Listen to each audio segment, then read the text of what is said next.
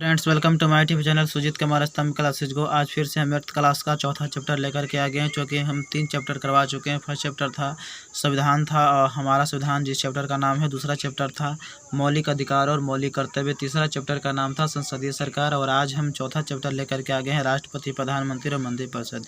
ये हम 2 पार्ट में करवाएंगे। हम फर्स्ट पार्ट लेकर के आ गए हैं, ठीक है ना। सेकेंड पार्ट हम शायद कल जा सकता है वीडियो, ठीक है ना। संभावना ये बतला रही है, नहीं तो फिर परसों जरूर जाएगी, ठीक है ना। तो आप ध्यान दीजिएगा, आप सर्च करते रहिएगा, ठीक है। और वीडियो अगर अच्छा लगता है तो लाइक, शेयर और एंड कमेंट जरूर करें। मैं आप लोगों के लिए 8th क्लास के लिए, ठीक है ना, ऐसा कंटेंट मैं तैयार कर रहा हूँ कि आगे भी आपका कंपटीशन लेवल भी काम दे। हालांकि लेवल टाइट नहीं है, 8th क्लास तक की लेवल की जो है ना, जो किताब में बात है वो चीज़ है, ठीक है। और 9th क्लास में इससे थोड़ा सा लेवल हम टाइट करेंगे। और 10th क्लास में थोड़ा सा इससे तो भिन्न चैप्टर उसमें है। तो आप जब आप कंपटीशन लेवल में पढ़ने जाइएगा तो अगर क्वेश्चन जो है से और अगर अलग तरह से मिलेगा तो आप उसको कवर अप कर सकते हैं। इसलिए मैं चाहता हूं कि इस तरह से रेडी करूं। हालांकि अगर 7th क्लास का बनाऊंगा तो थोड़ा 8th क्लास का लेवल रहेगा नीचे, 8th क्लास से नीचे रहेगा। और इस तरह से सीढ़ी दर सीढ़ी बढ़ते चला जाना है, ठीक है ना। और आप काफ़ी चीज़ सीख जाएंगे, आपको पता भी नहीं चलेगा कि हमने इतना चीज़ सीख गया है। और आपको आगे चलकर कंपटीशन में भार नहीं पड़ेगी, ठीक है ना। और आप पढ़ लेंगे आसानी तरह से। तो आप देख लीजिए, ठीक है ना। भले ही मान लिया जाता है कि से आपको इस तरह के क्वेश्चन देख करके आपको डर लगेगा, लेकिन मैं ये पूरा किताब से हम लगभग जो भी क्वेश्चन बनता है मैं बनाने की कोशिश करूँगा। और हाईलाइटेड और बढ़िया क्वेश्चन बनाने की कोशिश करूँगा, ठीक है ना। और इसके साथ साथ जो भी हम आंसर का भी डिस्क्राइब जो करते हैं उसको भी आप ध्यान में रखिएगा, ताकि फ़ायदेमंद होवे और आगे चल कर के आपको फ़ायदा मिले, ठीक है। सिर्फ इसका आंसर ही जान लेना पर्याप्त नहीं है मित्र, इसका जो ऑप्शन का भी हम आंसर देते हैं या फिर अगल बगल की जो भी चीज़ें बतलाते हैं वो चीज़ आप जान लीजिएगा तो बहुत ज़्यादा फ़ायदा होगी, ठीक है। तो देख लीजिए, कार्यपालिका का वास्तविक प्रधान कौन होता है। तो कार्यपालिका का जो वास्तव में प्रधान होता है मित्र, प्रधानमंत्री होता है। राष्ट्रपति तो केवल सिर्फ नाम मात्र का प्रधान होता है। वास्तविकता प्रधान में कौन होता है, प्रधानमंत्री होता है। हमने बतलाया था मित्र के 20 में 2 तरह की प्रणाली होती है। एक होता है संसदीय प्रणाली होता है और एक होता है अध्यादेशात्मक प्रणाली। संसदीय प्रणाली में राष्ट्रपति सिर्फ नाम मात्र का प्रधान होता है, क्योंकि इनकी सारी शक्तियों का प्रयोग प्रधानमंत्री करते हैं। लेकिन अध्यादेशात्मक प्रणाली में क्या होता है, राष्ट्रपति के पास ही सारी शक्तियां होता है और उसका राष्ट्रपति का चुनाव भी प्रत्यक्ष रूप से होता है जनता के द्वारा। किसमें होता है, अध्यादेशात्मक शासन प्रणाली में। लेकिन भारत और जो ब्रिटेन है उसमें तो संसदीय शासन प्रणाली है, जो कि राष्ट्रपति जो है से अप्रत्यक्ष रूप से चुना जाता है। जब हम चुन देते हैं लोकसभा के प्रतिनिधि को, जिसको हम एमपी बोलते हैं, और विधानसभा के प्रतिनिधि एमएलए को हम चुन देते हैं, तो वही सदस्य मिलकर के राष्ट्रपति को चुनते हैं। उनकी चुनाव होती है, निर्वाचन आयोग चुनाव करवा देती है। आप जानते हैं कि निर्वाचन आयोग जो होता है अनुच्छेद नंबर 324 में होता है। अनुच्छेद नंबर 324 से निर्वाचन आयोग है और इसकी जो स्थापना हुआ था 25 जनवरी आपका 1950 ईस्वी में हुआ था। इसलिए 25 जनवरी को राष्ट्रीय मतदाता दिवस के रूप में मनाया जाता है। और निर्वाचन आयोग में जो केंद्रीय निर्वाचन आयोग है उसमें सदस्यों की संख्या 3 है और 2 को जो सदस्य की संख्या अगर मैं बात करूँ तो अन्य है, और एक जो होता है चीफ होता है। समझिए कि नहीं समझिए। अगर मैं निर्वाचन आयोग, हम राज्य निर्वाचन आयोग की मैं बात करूं, जो कि पंचायती राज व्यवस्था के लिए बनती है, अनुच्छेद नंबर 243 में है। उन्हीं के देख रेख में पंचायती राज में जो भी चुनाव होती है उसे संभाला जाता है। और ये जो होता है राज्य की चुनाव अगर मैं बात करूं और केंद्र का चुनाव की अगर मैं बात करूं तो यह चुनाव संभाला जाता है केंद्रीय निर्वाचन आयोग द्वारा, जो कि अनुच्छेद नंबर 324 में वर्णित है, ठीक है ना। प्रधानमंत्री भी आप जानते हैं मित्र कि प्रधानमंत्री के बारे में भी कुछ जानते हैं कि प्रधानमंत्री जो होता है लोकसभा का बहुमत दल का नेता होता है, ठीक है ना। और राष्ट्रपति के बारे में आप जानते हैं कि राष्ट्रपति का पद भी अनुच्छेद नंबर 52 में है, ठीक है। 53 में कार्य शक्तियाँ हैं, 54 निर्वाचन है, इस तरह से बढ़ती जाती है। राष्ट्रपति वाला आएगा तो और हम विस्तार से बतलाएंगे, ठीक है। अनुच्छेद नंबर 63 में उपराष्ट्रपति है और उपराष्ट्रपति जो होगा राज्यसभा का सभापति कहलाएगा, अनुच्छेद नंबर 64 में है कि राज्यसभा का सभापति होता है। उपराष्ट्रपति क्या होता है, राज्यसभा का सभापति। ऐसे ये उपराष्ट्रपति नहीं, उपराष्ट्रपति जो बन तो गया है, लेकिन ये राज्यसभा के सभापति के रूप में काम करते हैं और इसके लिए इनको 4 लाख रुपये वेतन दिया जाता है। हो सकता है किसी कारणवश अगर राष्ट्रपति की मृत्यु हो जाता है तो उपराष्ट्रपति राष्ट्रपति का पद संभालते हैं और उस वक्त इनका वेतन राष्ट्रपति के वेतन मिलता है, अर्थात 5 लाख रुपया मिलता है और सारी सुख सुविधाएँ राष्ट्रपति वाला ही मिलता है। समझ गए ना। अब हम आगे चलते हैं। भारत का जो राष्ट्रपति होता है वो क्या होता है? राज्य का प्रधान माना जाता है। भारत का राष्ट्रपति क्या है? राज्य का प्रधान माना जाता है। भारत में कार्यपालिका का अध्यक्ष कौन होता है? तो भारत में कार्यपालिका का जो अध्यक्ष होता है मित्र, वह राष्ट्रपति को ही बनाया गया है। जो कार्यपालिका का अध्यक्ष कौन है? राष्ट्रपति का। ठीक है ना। और प्रधानमंत्री के बारे में कुछ बता दिए। विरोधी दल के नेता होता है जो सत्ता में नहीं रहता है। ठीक है ना, मतलब कि विपक्ष में होता है। हालांकि विपक्ष दल का भी नेता होना जरूरी होता है, क्योंकि अगर विपक्ष दल का अगर नेता नहीं है तो हमारा जो सरकार बना हुआ है, जो कि पक्ष दल का जो नेता है, सरकार जब बन गई है तो उसके ऊपर अगर आवाज़ उठाने वाला अगर कोई व्यक्ति नहीं रहे तो शासक निरंकुश हो सकता है। इसलिए विपक्ष दल का नेता भी होना जरूरी है ताकि सरकार की कमियों को बतला सके। ठीक है ना। चूँकि आपको अपना दोष दूसरा को ही बतलाएगा, स्वयं अपने आप में दोष उतना नज़र नहीं आती है। ठीक है ना। और अगर कोई व्यक्ति अगर आपके अंदर की अगर दोष की अगर दोष बतलाता है तो आपको खुश रहना चाहिए कि आपके अंदर की दोष का उन्होंने बतलाया और उस दोष को आप सही से आप उसको ख़त्म कर दीजिए। ठीक है ना। और अपने अंदर गुण लाने की कोशिश कीजिए। ठीक है ना। जो दोष है उसको ख़त्म कर दीजिए। मानव के लिए सबसे बड़ा जो दोस्त होता है उसका दुश्मन ही समझोगे है, क्योंकि दुश्मन आपकी कमियां को बतलाता रहता है और कमियां बतलाएगा तो आप अपने कमियां को अपना दूर करते रहिए। ठीक है ना। और कम करते रहिएगा तो आप क्या हो जाएगा, आप उससे ऊंचा हो जाएंगे और जो आपका जो दुश्मन है वो समझ भी नहीं पाएगा कि इतना कैसे विकास कर पा रहा है। और विकास करने का जरिया तो खुद है जो आपका दुश्मन है। संघ की कार्यपालिका शक्ति निहित होती है। संघ का कार्यपालिका जो शक्ति में निहित होती है मित्र, वह राष्ट्रपति में ही होती है। संघ की जो कार्यपालिका का शक्ति होता है मित्र, राष्ट्रपति में होता है। ठीक है ना। और आप जानते हैं कि प्रधानमंत्री की जो व्यवस्था अनुच्छेद नंबर 74 में है। तो आप मंत्रिपरिषद में जो है ना, मंत्रिपरिषद जो होता है मित्र, यह 3 तरह की होती है। एक कैबिनेट मंत्री होता है और एक राज्य मंत्री होता है, एक उप मंत्री होता है। ठीक है ना। और संसद जो होता है, संसद की व्यवस्था अनुच्छेद नंबर 79 में है। कितना में है? अनुच्छेद नंबर 79 में। अनुच्छेद नंबर 80 में राज्यसभा है, अनुच्छेद नंबर 81 में क्या है? लोकसभा है। और राष्ट्रपति तो आप जानते हैं कि अनुच्छेद नंबर 52 में व्यवस्था किया गया है। और इसका शपथ का जो व्यवस्था किया गया अनुच्छेद नंबर 60 में है। और महाभियोग की व्यवस्था किया गया है अनुच्छेद नंबर 61 में महाभियोग की व्यवस्था है। और अनुच्छेद नंबर 72 में इसे क्षमादान करने की शक्ति प्राप्त है। राष्ट्रपति किसी को भी क्षमा कर सकती है, चाहे उसकी फांसी की सज़ा क्यों नहीं हो। इस देश में सिर्फ एक ही व्यक्ति राष्ट्रपति है जो फांसी की सज़ा को भी ना माफ़ कर सकता है। समझ गए। और कोई भी सज़ा को किसी भी सज़ा में परिवर्तित कर सकता है। फांसी की सज़ा को आजीवन कारावास में, फांसी की सज़ा को 5 साल की उम्र में, 4 साल की उम्र में, मतलब जो चाहे जैसा चाहे वैसा ये राष्ट्रपति कर सकते हैं। समझ गए कि नहीं? ठीक है। तो अब इस बात को आप समझ गए होगा। अनुच्छेद नंबर 123 के तहत राष्ट्रपति को अध्यादेश जारी करने का अधिकार है। ये अध्यादेश जारी कर सकते हैं। अध्यादेश क्या होता है मित्र? अगर लोकसभा और राज्यसभा का अगर बैठक नहीं चल रहा हो और देश पर अगर कोई इस तरह से संकट आ गया हो जिसका मतलब कानून बनाने की ज़रूरत पड़ गई हो अगर देश को, तो राष्ट्रपति अकेले कानून बना सकती है। ठीक है ना।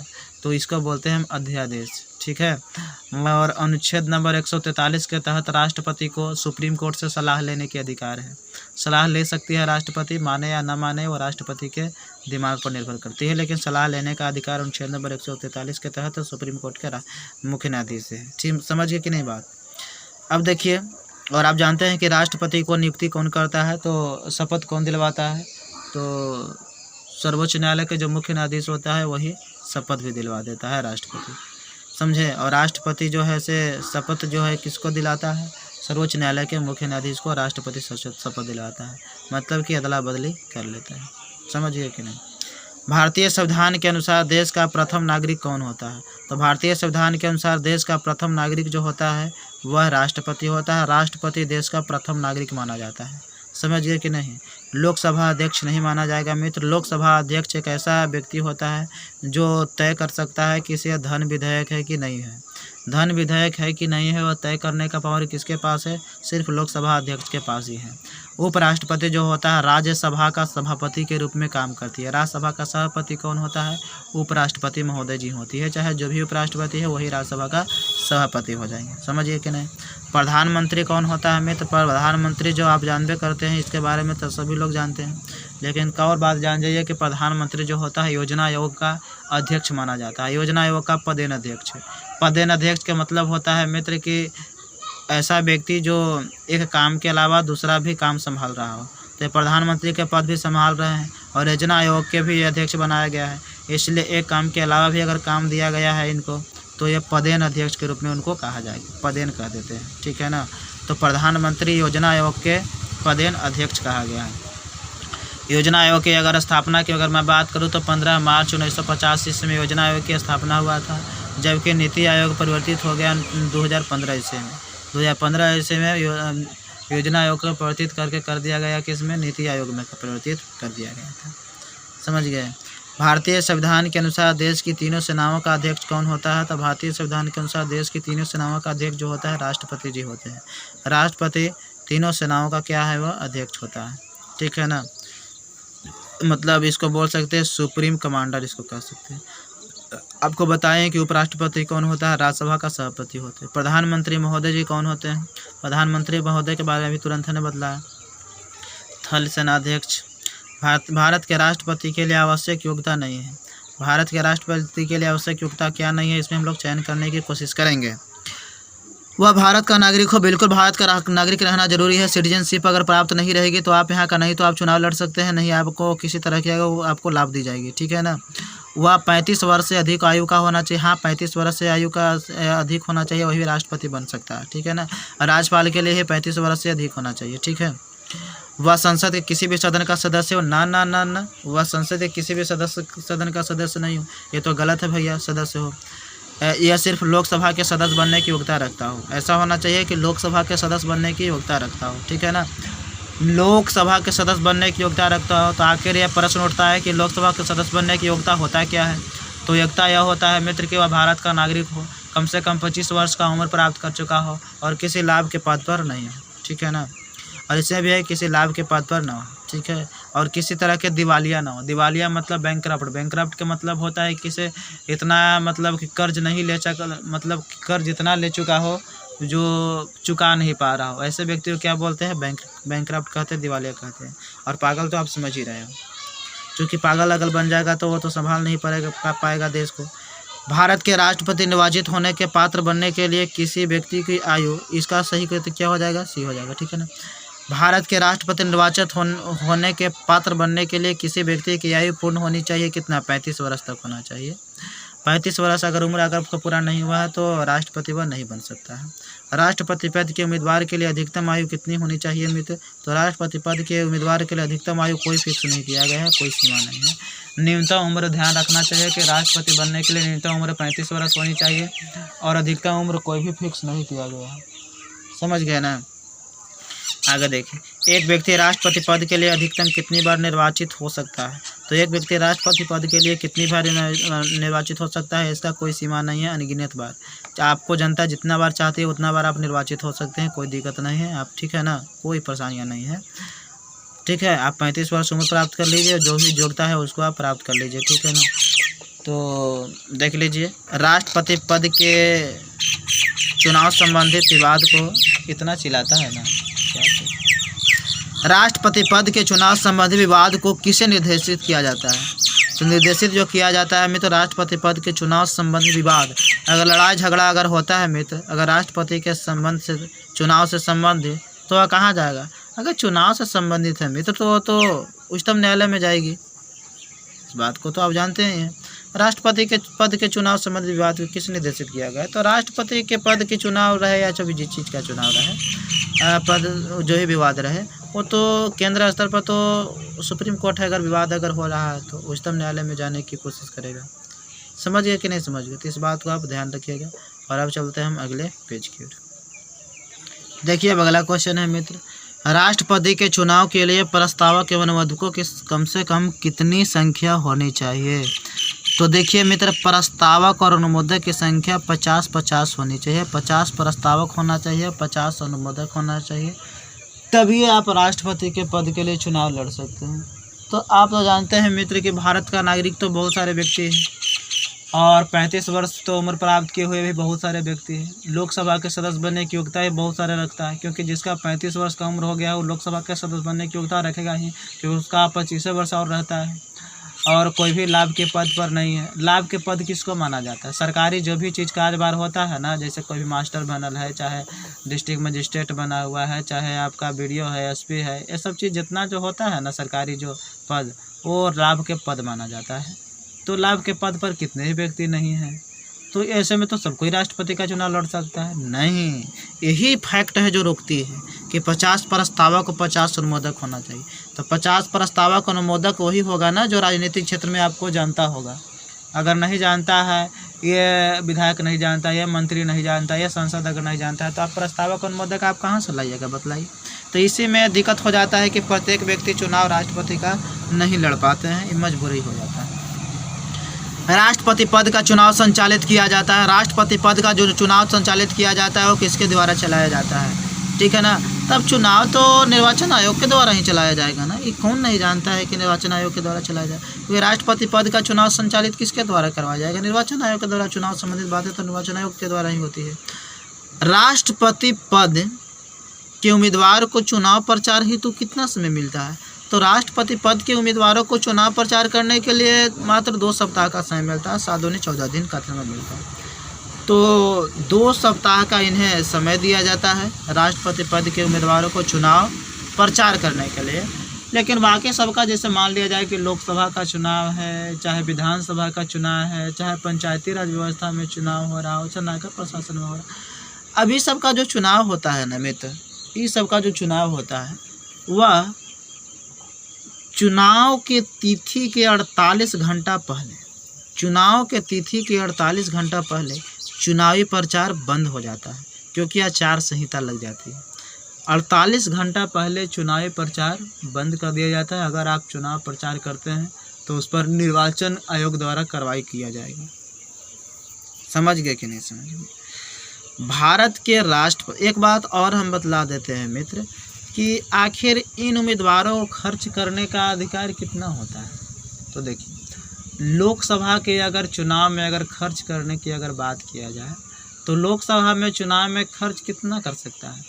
अधिकतम 77 लाख कर सकता है। पहले 70 लाख था, अब और बढ़ा दिया गया, ठीक है ना, 10% की वृद्धि कर दिया गया और 77 लाख कर दिया कि आप लोकसभा के चुनाव में 77 लाख तक मैक्सिमम खर्चा कर सकते हैं। ज़्यादा से ज़्यादा हो सके तो कम कीजिए तो ज़्यादा अच्छा रहेगा। 77 लाख से ज़्यादा आप खर्च नहीं कर सकते लोकसभा के चुनाव में। तो फिर यह प्रश्न उठता है कि विधानसभा के चुनाव में कितना खर्च करने की अनुमति रहती है? तो विधानसभा चुनाव में आप 16 से 28 लाख तक खर्च कर सकते हैं, इससे ज़्यादा आप नहीं खर्च कर सकते हैं। विधानसभा के चुनाव में 16 से 28 लाख ही खर्च आप कर सकते हैं। समझ गए ना यहाँ पर? ठीक है। तो अब ये प्रश्न उठता है कि पंचायती राज व्यवस्था में कितना खर्च करने की आज़ादी है भाई? तो देखिए, पंचायती राज व्यवस्था में 20,000 से लेकर के 1 लाख रुपया तक आप खर्च कर सकते हैं, ठीक है ना। तो 20,000 से तक किसको करनी है और 1 लाख तक किसको करनी है, ये भी मैं बतला देता हूँ। चूँकि पंचायती राज व्यवस्था में 6 तरह की वोट होती है, पंच का, सरपंच का, पंचायत समिति का, और जिला परिषद का और मुखिया का, 6 तरह की होती है। तो पंच और वार्ड सदस्य का खर्च करने की आज़ादी मात्र 20,000 तक है। कितना है? आप मैक्सिमम 20,000 तक खर्च कर सकते हैं पंच अथवा वार्ड सदस्य या फिर पंच। ज़्यादा से ज़्यादा, कम कीजिए तो ज़्यादा अच्छा है, ठीक है। और पंचायत समिति की मैं बात करूं तो अधिकतम 30,000 रुपया तक खर्च कर सकते हैं पंचायत समिति, अधिकतम 30,000 तक। और अगर मुखिया की मैं बात करूं या फिर सरपंच की मैं बात करूं तो अधिकतम 40,000 रुपया तक खर्च कर सकते हैं। कितना कर सकते हैं? अधिकतम 40,000 रुपया तक खर्च आप कर सकते हैं। समझ गए कि नहीं समझ गए?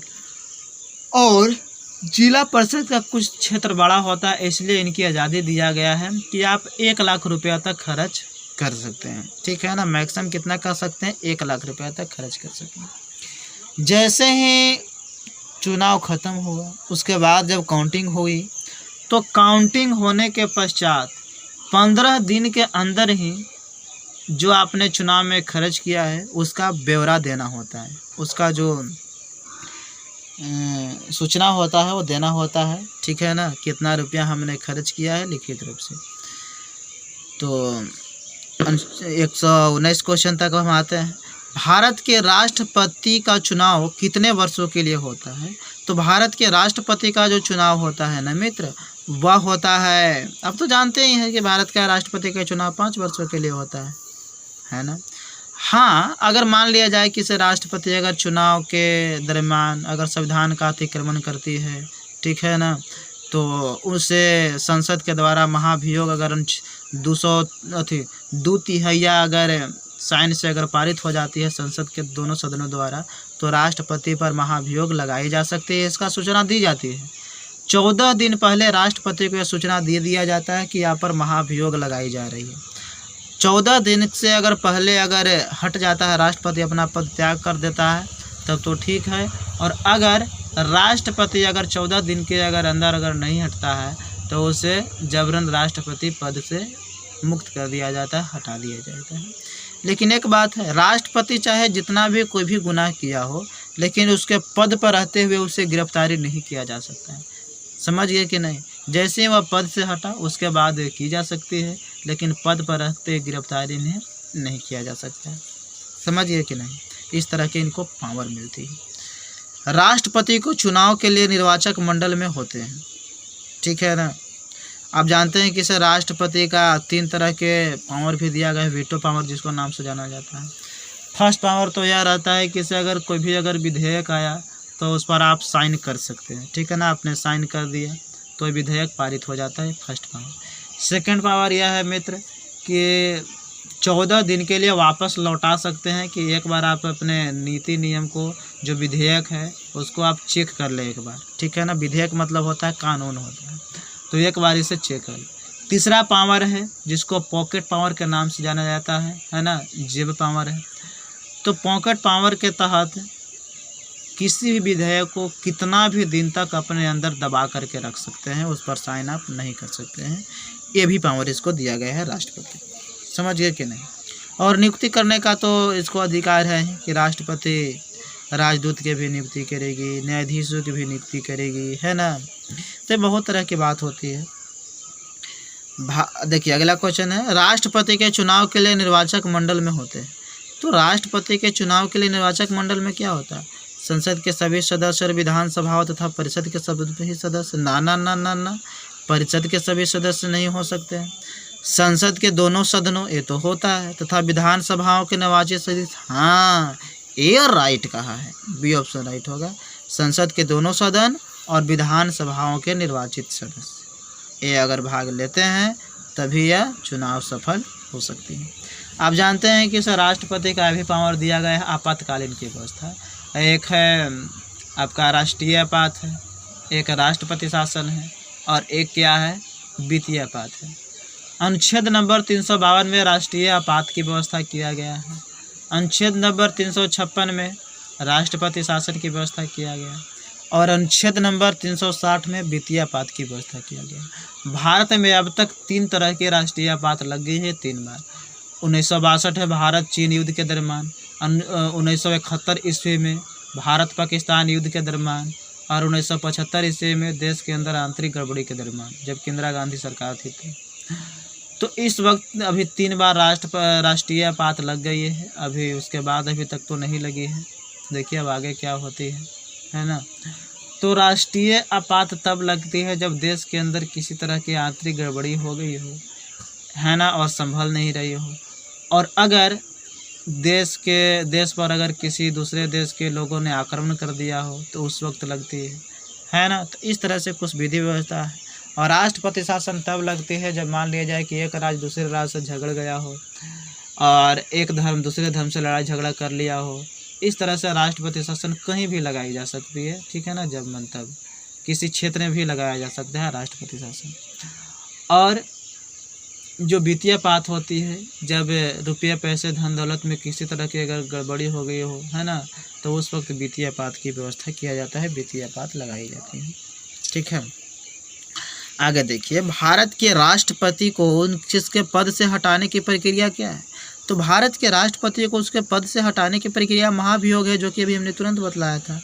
तो संसद के द्वारा अविश्वास का प्रस्ताव, मंत्रिपरिषद का राष्ट्रपति को हटाने का संबंधित प्रस्ताव, सर्वोच्च न्यायालय का निर्देश कि संसद द्वारा महाभियोग। तो संसद द्वारा महाभियोग लगाई जाएगी तो राष्ट्रपति अपने पद से हट जाएंगे।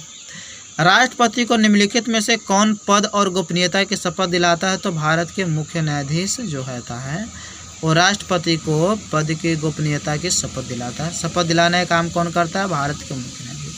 राष्ट्रपति को शपथ दिलाने का अनुच्छेद नंबर 60 में व्यवस्था है। ठीक है ना, अनुच्छेद नंबर 60 में व्यवस्था है। और अनुच्छेद नंबर 61 में महाभियोग की व्यवस्था किया गया है। अनुच्छेद नंबर 72 में क्षमादान करने की शक्ति प्रदान किया गया है। तो इस तरह की बात है। ठीक है ना, और आप जानते हैं कि अनुच्छेद नंबर 85 में लोकसभा को विघटन करने का भी अधिकार दिया गया है। मान लिया जाए कि से यह बताया गया है कि से यह प्रधानमंत्री जो है इस पर अविश्वास प्रस्ताव पारित किया जाए। ठीक है ना, मतलब इसको बहुमत सिद्ध करने के लिए दिया जाए। तो उस मामले में अगर बहुमत सिद्ध अगर नहीं कर पाता है, ठीक है ना, 543 सीट है, अगर उसमें 543 में कितना पड़ेगा? 2.5 दूनी 500 और 20 दूनी 40, 21 दूनी 42, मतलब 272 सीट अगर नहीं लाता है तो उसे प्रधानमंत्री से हटाया जाएगा। ठीक है ना, तो यह लोकसभा विघटन करने का भी अधिकार इसको दिया गया है अनुच्छेद नंबर 85 के तहत। और अनुच्छेद नंबर 123 तो अध्यादेश बता ही दिया, और 143 में सुप्रीम कोर्ट से सलाह लेने के बाद ही हमने बतला दिया है। आपको तो बतलाए ही थे मित्र कि सुप्रीम कोर्ट जो होता है उसमें हमारे भारत में जो सुप्रीम कोर्ट है जो दिल्ली में, उसमें जजों की संख्या 31 गो है उसमें। ठीक है ना, जो कि 30 गो अन्य न्यायाधीश है और एक मुख्य न्यायाधीश है। ठीक है ना, और इनका जो वेतन जो होता है मुख्य न्यायाधीश का 3.5 लाख का वेतन होता है। समझ गए ना, तो इस बात को आप ध्यान में रख लीजिएगा। ठीक है, सर्वोच्च न्यायालय की जो मुख्य न्यायाधीश होती है उनको। यदि मृत्यु, त्यागपत्र, पदच्युत कर दिया जाए, मतलब च्युत हटा दिया जाए पद से, या अन्य कारणों से अपने कर्तव्यों को नहीं निभा सकता है तो उपराष्ट्रपति कितने समय तक राष्ट्रपति के रूप में कार्य करता है? तो मात्र 6 महीना तक कर सकता है। और कितने दिनों तक कर सकता है? मात्र 6 महीना तक कर सकते हैं। समझिए कि नहीं, राष्ट्रपति अगर इस तरह के मामले में अगर हट सकता है, चाहे तो मर गया हो, चाहे तो त्याग पद दे दिया गया हो अचानक, चाहे तो पद से इसे हटाया गया है महाभियोग के द्वारा, या किसी तरह के अन्य कारण के द्वारा अगर राष्ट्रपति का पद अगर रिक्त हो गया हो, तो उस संबंध में उस मामले में उपराष्ट्रपति जो है राष्ट्रपति ग्रहण करता है और 6 महीना तक ही रह सकती है। 6 महीना के अंदर ही चुनाव करवाना होगा। समझिए कि नहीं, 6 महीना के अंदर चुनाव करना अनिवार्य हो जाएगी। भारत का राष्ट्रपति चुने जाने वाले प्रथम गैर कांग्रेसी उम्मीदवार कौन थे? तो भारत के राष्ट्रपति चुने जाने वाले मित्र जो प्रथम गैर कांग्रेसी जो उम्मीदवार था मित्र, वह बीबी गिरी थे। कौन थे मित्र? बीबी गिरी थे। समझ गए कि नहीं समझ गए? और इनका अगर मैं कार्यकाल की मैं बात करूं तो वह कब रहा है? जब बेचारे जाकिर हुसैन की मृत्यु हो गई थी पद पर रहते हुए, राष्ट्रपति के पद पर रहते हुए जाकिर हुसैन की मृत्यु हो गई थी। समझिए कि नहीं, बैठल बैठल झुंझुनी भर जाता है ना। तो कब ये बने थे राष्ट्रपति? जब जाकिर हुसैन मर गए थे। आप जानते हैं कि इसे पहला राष्ट्रपति डॉक्टर राजेंद्र प्रसाद बने थे, दूसरा राष्ट्रपति सर्वपल्ली राधाकृष्णन बने थे, और तीसरा राष्ट्रपति जाकिर हुसैन जी बने थे, और चौथा राष्ट्रपति में बीबी गिरी को बनाया गया था। हालांकि पहले ही बनाया गया था लेकिन कार्यवाहक रहे हैं। ठीक है ना, कार्यवाहक रहे हैं। ये जो राष्ट्रपति जो रहे से क्या रहे हैं? कार्यवाहक रहे हैं, आप जानते हैं। लेकिन बाद में फिर इनको बनाया गया था जब न्यायमूर्ति मोहम्मद हिदायतुल्लाह को, वो भी कार्यवाहक ही बने था राष्ट्रपति, और फिर इनको फिर बनाया गया था बीबी गिरी को। तो नंबरिंग में तो ऐसे अगर मैं बात करूँ तो 6ठा नंबर पर आता है बीबी गिरी, है ना, क्योंकि चौथा बार एक बार कार्यवाहक बन गए थे। लेकिन अगर नंबरिंग में बात करूँ तो ये 6ठा नंबर पर वास्तव में कार्य किए, क्योंकि 1969 ईस्वी में जब बेचारे जाकिर हुसैन की मृत्यु हो गई थी, उसके बाद फिर यही बने थे, बीबी गिरी को बनाया गया, और यह 1974 तक कार्यभार संभाले। ठीक है ना, चौथे राष्ट्रपति के रूप में बीबी गिरी जो है से 1969 से 74 तक कार्यभार संभाले। और फिर अगर मैं बात करूं तो फ़खरुद्दीन अली अहमद जो थे उन्होंने संभाला कार्यभार 69 से कहाँ तक ये पहुँच गए मित्र, 69 से इन्होंने 74 तक कार्यभार संभाला और 74 से उन्होंने 77 तक संभाला। कौन? फ़खरुद्दीन अली अहमद।